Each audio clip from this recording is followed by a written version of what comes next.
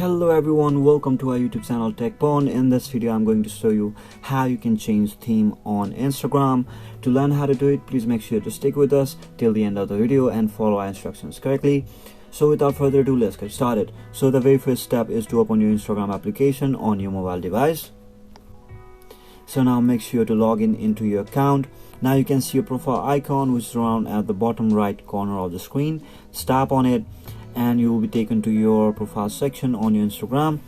So now to change theme on Instagram, just tap on the 3-bar icon or the hamburger icon, which is on the top right side of the screen. Just tap on it and tap on settings, and now you can see that there is option that says theme.